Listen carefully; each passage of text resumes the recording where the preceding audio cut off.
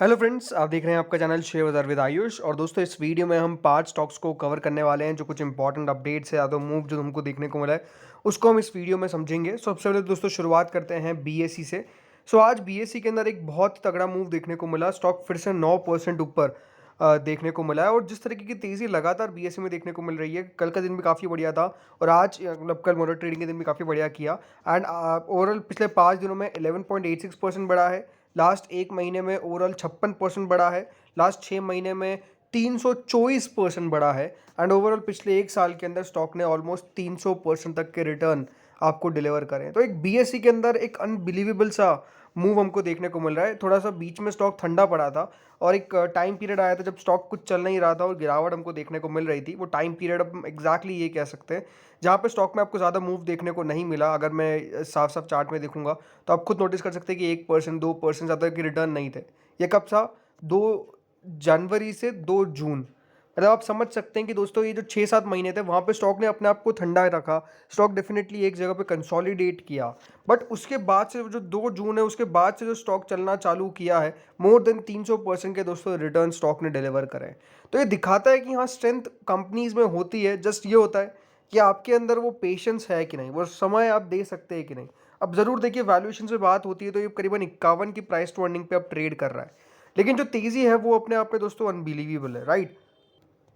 आज की तेज़ी के पीछे की वजह क्या थी दोस्तों? आज की तेज़ी के पीछे की वजह थी मॉर्गन स्टैनली का outlook on the Indian equity market. देखिए, आज उनका एक अपडेट निकल कर आया और उन्होंने साफ साफ कहा मॉर्गन स्टैनली ने कि वो इंडेक्स को कितना 74,000 के लेवल्स पर जाता हुआ देख रहे हैं बाय दिसंबर 2024। जी हाँ, डिसेंट उन्होंने कहा रैली होगी, एक डिसेंट रैली होगी जिसमें ऑलमोस्ट 74,000 का लेवल जो है वो बेसिकली बीएसई या बीएसई सेंसेक्स आपको टच करता हुआ नजर आएगा बाय दिसंबर 2024।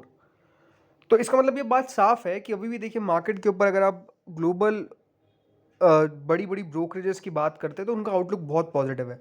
उनका आउटलुक काफ़ी ज़्यादा पॉजिटिव है। बल्कि अगर आप देखेंगे तो जो आउटलुक है वो अमेरिका में नेगेटिव होता जा रहा है ब्रोकरेजेस का, बड़ी ब्रोकरेजेस का, मॉर्गन स्टैनली जैसी। लेकिन इंडियन इक्विटी मार्केट पे उनका जो व्यू है वो काफ़ी पॉजिटिव है। उन्होंने कहा कि the exchange average daily turnover in the equity segment increase to 5,922 crore in the quarter under review from ₹4740 crore in 3 months ended September 2022। ये भी कहा गया कि further the company's board has approved the fund infusion of ₹22.36 crore in the IFSC and 33.88 crore in the Indian International Exchange IFSC. ये दोस्तों basically कहा गया जिसके कारण होगा क्या, परचेज होगी of equity shares through subscription of right issue in the last 1 year. जो स्टॉक है वो जैसे मैंने आपको बताया कि एक 300% के रिटर्न दिए। तो ये बात साफ है। देखिए, ब्रोकरेज या फिर हम कह सकते हैं जो ये बीएसई है, अगर एनएससी भी आगे लिस्ट होता है तो मैं तो व्यू सेम है इनके अंदर कि होल्ड फॉर लाइफ टाइम। मतलब ये जो स्टॉक्स है वो आपको लगातार देखिए रिटर्न देते जाएंगे। जैसे जैसे देखिए हमारा शेयर बाजार बढ़ता जाएगा, ये प्रॉपर उसके बेनिफिशियरी है। आपको पता ही है कि जितना अब एक्सचेंज के अंदर एक हम कह सकते हैं डेली टर्नओवर है वो हर साल बढ़ता जा रहा है क्योंकि पार्टिसिपेंट्स की संख्या बढ़ती जा रही है। और अभी तो भारत में इतने कम पार्टिसिपेंट्स हैं। ये जो बीएसई है, सीडीएसएल है, मैं कहूँगा ये सब कंपनीज के अंदर आपको बिल्कुल बने रहना चाहिए। बल्कि ब्रोकिंग सर्विसेज वाली कंपनीज भी, Angel One, then Motilal Oswal Financial Services, SMC, ये सब के अंदर दोस्तों मुझे लगता है कि काफ़ी वैल्यू है और ये बिल्कुल वैल्यू क्रिएट कर रही है। आप देखेंगे शेयर इंडिया सिक्योरिटीज़ क्या तेज़ी कर रहा है। तो आई थिंक ये सारी कंपनीज जो है उनको सीधा सीधा फ़ायदा है। रीज़न सिंपल है, जितना हमारा इक्विटी मार्केट बढ़ेगा उतना इन सबको फ़ायदा है क्योंकि सब देखिए ब्रोकिंग सर्विसेज एफएनओ आपको देती है। एंड एफएनओ में जो वॉल्यूम हो रही है, जितना पैसा ये कमा रहे हैं, आई थिंक ब्रोकरेज चार्जेस के थ्रू, ये अपने आप में फिनोमिनल है, राइट। अगला स्टॉक है सुजलॉन एनर्जी। अब ये भी हम कह सकते हैं कि एक पूरा टर्न अराउंड स्टोरी है, इसमें कोई डाउट नहीं है। लास्ट 6 महीने में इसने भी 368% के रिटर्न दिए हैं। नो वन कैन एक्सपेक्ट कि सुजलॉन इतना चल सकता है। टू बी ऑनेस्ट, मैंने भी कभी एक्सपेक्ट नहीं किया था कि सुजलॉन के अंदर जो तेज़ी आएगी वो इतनी बड़ी आएगी। But I think company net positive हो जाती है। ये अपने आप में एक सबसे बड़ा पॉजिटिव था कंपनी के लिए। लेकिन आज एक अच्छी और पॉजिटिव खबर निकल कर आई है जो इस कंपनी के लिए बहुत बढ़िया है, शेयर होल्डर्स के लिए एक बहुत बढ़िया खबर है। एक नेगेटिव खबर भी, वो भी आपको बताऊंगा, लेकिन सबसे पहले एक पॉजिटिव खबर के बारे में बात कर लेता हूँ। सो फ्रेंड्स, खबर है कि एमएससीआई की रीबैलेंसिंग होने वाली है ऑन नवंबर 15 और इसके अंदर सुजलॉन, परसिस्टेंट सिस्टम्स और पेटीएम के अंदर बेसिकली पैसा जो है वो आपको आता हुआ नजर आ सकता है। इस प्रकार की खबर है। जी हाँ, इंक्लूजन देखने को मिलेगा और डेफिनेटली वेटेज जो है वो बढ़ता हुआ नज़र आएगा और पैसा जो है वो बेसिकली आपको पैसिव फंड्स का इन स्टॉक्स के अंदर नज़र आएगा। जो खबर है उसके मुताबिक दोस्तों मॉर्गन स्टैनली कैपिटल इंटरनेशनल ने अपना रीबैलेंसिंग करने वाला है एंड उसके अंदर दोस्तों जो स्टॉक्स है उसमें IndusInd bank, Suzlon energy, Persistent systems and 197 communications इसके अंदर एंट्री लेता हुआ नज़र आएगा। एक रिसर्च के मुताबिक दोस्तों इंडसइंड बैंक के अंदर ऑलमोस्ट $290 मिलियन का आपको इन्फ्लो देखने को मिलेगा। सुज़लॉन के अंदर $264 मिलियन का इन्फ्लो देखने को मिलेगा। वहीं हो सकता है कि वो $258 मिलियन भी नज़र आ जाए कितना परसिस्टेंट सिस्टम्स के अंदर और $163 million for Paytm's parent 197 communications. तो अपने आप में हम कह सकते हैं कि यहाँ पर जो इन्फ्लो है वो आपको देखने को मिलने वाला है। हम पेटीएम को भी कवर करने वाले हैं एंड याद रखिएगा जो खबर है पेटीएम में वो यही है कि पेटीएम में भी आपको रिबैलेंसिंग देखने को मिलेगी जो है $163 मिलियन की, बल्कि सुज़लॉन के अंदर $264 मिलियन का आपको इन्फ्लो जो है वो बेसिकली देखने को मिलेगा। सो ये एक और पॉजिटिव संकेत है सुज़लॉन एनर्जी के लिए। ज़रूर एक नेगेटिव तो नहीं कहूँगा बट हाँ ये है कि इसको कोई अच्छा नहीं कह सकते।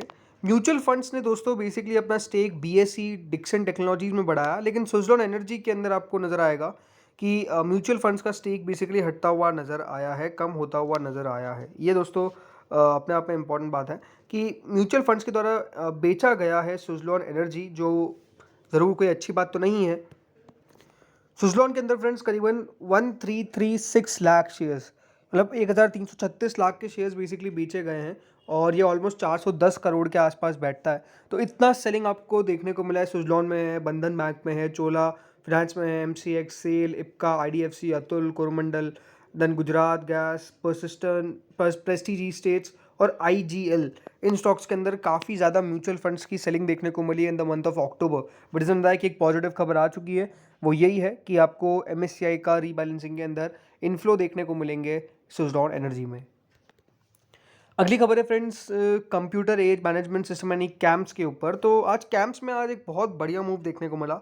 करीबन 2700 रुपये तक स्टॉक दोस्तों जाता हुआ नजर आया। 214.25 पॉइंट्स की तेज़ी देखने को मिली जो 8.62% होता है। अब अगर पिछले 6 महीने में आप देखेंगे तो कैम्प्स ऑलमोस्ट 30% तेज़ी कर चुका है एंड लास्ट एक साल में ओवरऑल स्टॉक 13% के आसपास चला है।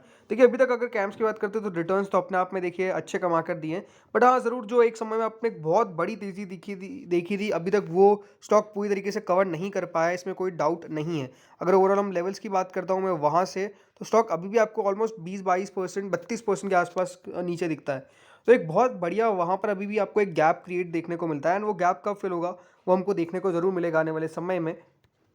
इस बार दोस्तों जो कंपनी के नतीजे आए थे वो नतीजे हम कह सकते हैं बढ़िया थे, क्योंकि 255 करोड़ की कंपनी की सेल्स आई थी, ऑलमोस्ट 10% का इंक्रीज था और जो कंपनी का मुनाफा था वो 69.7 करोड़ से बढ़ के 81 करोड़ का हो गया। लेकिन ये अच्छी बात थी कि सर कंपनी के मार्जिन्स काफ़ी ज़्यादा सुधरते हुए नजर आए, ये अपने आप में एक बड़ा पॉजिटिव था। बल्कि कंपनी ने 10 रुपये का डिविडेंड भी घोषित किया था और उसकी एक डेट तो निकल चुकी है। बट अच्छी बात ये थी कि डेफिनेटली कंपनी फिर से बढ़िया कारोबार करती हुई नजर आ रही थी और ये एक पॉजिटिव था जो मुझे लगता है। बाकी कैम्स बीच बीच में ऐसी तेज़ी दिखाता रहता है, इसमें कोई डाउट नहीं है। और मेरे हिसाब से लॉन्ग टर्म के हिसाब से कंप्यूटराइज मैनेजमेंट सिस्टम कोई बहुत बुरी कंपनी नहीं है, अच्छी कंपनी है। बस हाँ ये है कि एक ग्रोथ की ट्रेजेक्टरी पे कंपनी किस तरह से चलती है वो देखने वाली बात होगी, बाकी सब कुछ बढ़िया है। अब आखिरी कंपनी की बात कर लेते हैं जो है दोस्तों ऑल कार्गो लॉजिस्टिक्स, बिकॉज इनके द्वारा बोनस का अनाउंसमेंट किया गया है और बोनस कौन से रेशियो में है ये जान लीजिए। बोनस दोस्तों कुछ इस प्रकार से कि आपको हर एक शेयर पे 3 शेयर का बोनस बेसिकली मिलता हुआ नजर आएगा। और बढ़िया है कि देखिए कंपनी लगातार रीस्ट्रक्चरिंग कर रही है। पहले कंपनी ने अपना डी मर्जर किया था कंपनीज में, जिसमें ऑल कार्गो टर्मिनल्स और ट्रांस इंडिया रियल स्टेट दो कंपनीज का डी मर्जर कर दिया था ऑल कार्गो लॉजिस्टिक्स में। उसके भी देखिए 1:1 में कंपनी ने डी मर्जर किया था और अब खुद ऑल कार्गो लॉजिस्टिक्स के शेयर के अंदर कंपनी ने बोनस का अनाउंसमेंट किया है। देखिए अगर कंपनी के नंबर्स की बात करता हूँ तो नंबर्स एक्सट्रीमली पुअर थे, मतलब नंबर्स बहुत ज़्यादा ख़राब देखने को मिले। आप खुद अगर नंबर्स को देखेंगे तो कंपनी की सेल जो ऑलमोस्ट 5055 करोड़ थी वो 3307 करोड़ पर आ जाती है, 35% का डिक्लाइन। कंपनी का जो मुनाफा 195 करोड़ का था वो मात्र 16 करोड़ का रह जाता है। तो कंपनी के नंबर्स बहुत ज़्यादा पुअर थे, बहुत ज़्यादा पुअर थे एंड आई थिंक सिर्फ बोनस अनाउंस किया है इसीलिए स्टॉक को ले लेना है ये कोई सेंस क्रिएट नहीं करता है। तो आई थिंक ये है कि वेट करिए। कंपनी की कमेंट्री भी कोई बहुत हेल्दी नहीं थी या फिर बहुत पॉजिटिव नहीं थी। कंपनी खुद मानती है कि डेफिनेटली पूरे सेक्टर के अंदर थोड़ा सा प्रॉब्लम है और वो प्रॉब्लम ये देखना है कि कब जाकर हटता है, देन उसके बाद देखिए कोई सेंस बनता है स्टॉक के अंदर एंट्री लेने का। तो इसलिए अभी तो मैं कहूँगा जब तक कंपनी के नतीजे अच्छे ना आए तब तक वेट करिए, स्टॉक के अंदर बिल्कुल भी कोई पोजीशन बनाने की ज़रूरत नहीं है। अगेन मेरा पर्सनल ओपिनियन है, आप अपने फाइनेंशियल एडवाइज़र से कंसल्ट कर सकते हैं। तो फ्रेंड्स इस वीडियो में इतना ही था। Thank you friends for watching this video.